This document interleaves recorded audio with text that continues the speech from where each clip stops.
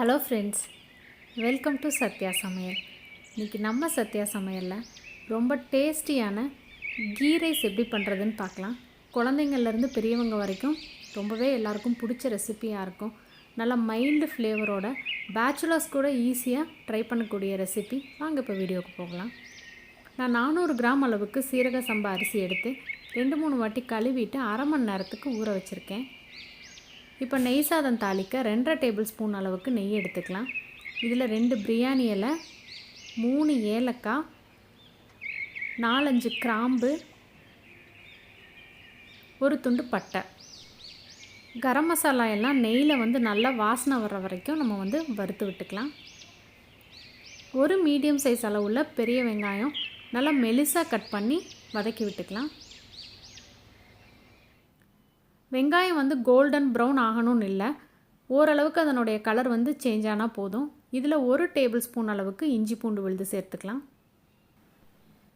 இஞ்சி பூண்டனுடைய பச்சை வாசனை போகிற வரைக்கும் நம்ம வதக்கி விட்டுக்கலாம்.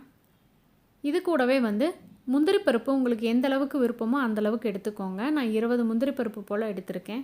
முந்திரி பருப்பு முதல்லே நம்ம எண்ணெயில் போட்டு வறுத்தோம் அப்படின்னா கலர் மாறி கொஞ்சம் கிறிஸ்பான மாதிரி இருக்கும். ஆனால் வெங்காயம் வதங்கினதுக்கப்புறமா நம்ம சேர்த்துறதுனால கலர் மாறாமல் சாஃப்டாக இருக்கும். காரத்துக்கு தேவையான அளவுக்கு பச்சை மிளகாய், கொஞ்சமாக புதினா கொத்தமல்லி சேர்த்துக்கலாம். பச்சை மிளகாயை கட் பண்ணாமல் சேர்த்துக்கலாம். கட் பண்ணோம் அப்படின்னா நல்லா காரம் இறங்கிரும். அதனால் முழுசாக அப்படியே சேர்த்துக்கலாம். தக்காளி பழம் சின்னதாக ஒன்று எடுத்து பெரிய பெரிய துண்டுகளாக கட் பண்ணி சேர்த்துக்கலாம். இல்லை அப்படின்னா நெய் சாதத்தினுடைய கலர் மாறிடும்.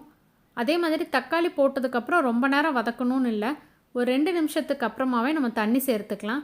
நான் 1 கப் அரிசிக்கு 1.25 கப் அளவுக்கு தண்ணி எடுத்திருக்கேன். நான் இன்றைக்கி 2 கப் அரிசிக்கு 2.5 கப் தண்ணி சேர்த்துருக்கேன். தேவையான அளவுக்கு உப்பு சேர்த்துட்டு இப்போவே உப்பு செக் பண்ணி பார்த்துக்கோங்க. தண்ணி நல்லா கொதிக்க ஆரம்பித்ததுக்கப்புறமா ஊற வச்சுருக்க அரிசியை நல்லா வடிச்சிட்டு சேர்த்துக்கலாம்.